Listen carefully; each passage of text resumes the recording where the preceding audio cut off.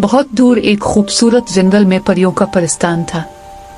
वहां छोटी छोटी परियां रहती थीं जो फूलों से खेलती, नदियों में नहात और रात को सितारों की रोशनी में नाच। उनके पास एक जादुई चश्मा था जो हर चीज को जिंदा रखता था। इस चश्मे का पानी पीने से कोई भी अमर हो जाता था, यानी कभी मरता नहीं था। करीब ही एक बादशाह की सल्तनत थी। बादशाह का नाम था हर्षाद। वो बहुत लालची था।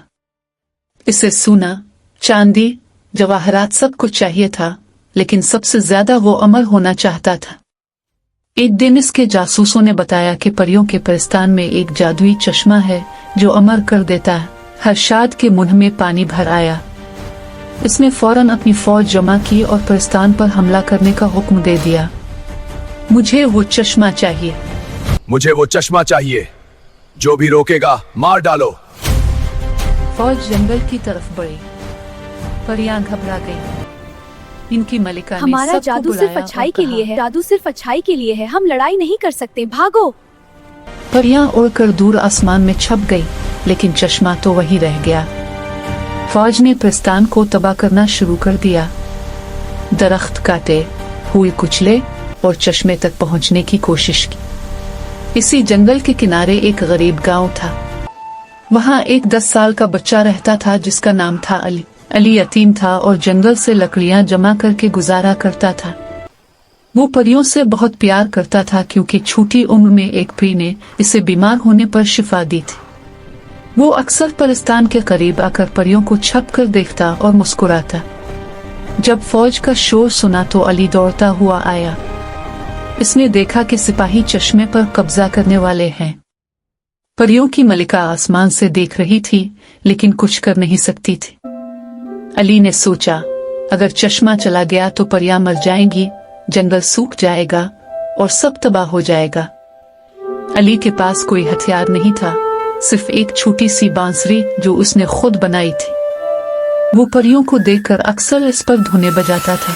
इसने बांसुरी निकाली और जोर जोर से एक अजीब सी धन बजाना शुरू कर दी। ये वही धन थी जो परियां नाचते वक्त गाती थी।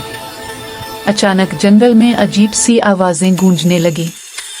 दरख्त हिलने लगे, फूल खिलने लगे और जमीन से एक चमकदार धुंध उठी। परियों का जादू जाग उठा क्योंकि धन खालिस दिल से बज रही थी। धुंध ने फौज को घेर लिया। सिपाहियों को लगा कि वो जंगल में भटक गए हैं। वो एक दूसरे को देख नहीं पा रहे थे। घोड़े डर कर भागने लगे। बादशाह हर्षाद चीखा, ये क्या जादू है? अली बांसुरी बजाता रहा।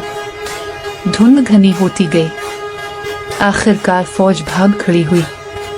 बादशाह का ताज गिर गया, उसकी तलवार टूट गई और वो खुद गिरकर भाग। जब सब चले गए तो धुंध छूट गई।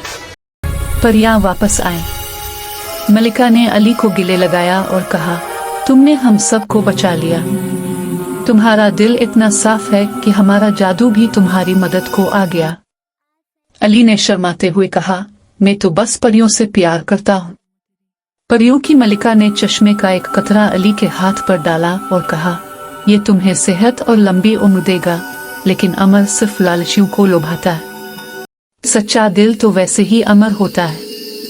इस दिन से परिस्तान मजीद खूबसूरत हो गया। अली वहां का दोस्त बन गया और बादशाह हर्षाद, वो कभी जंगल की तरफ मुड़कर भी नहीं देखा। इसे समझ आ गई थी कि लालच सिर्फ तबाही लाता है, और अली और परियां खुशी खुशी रहने लगे।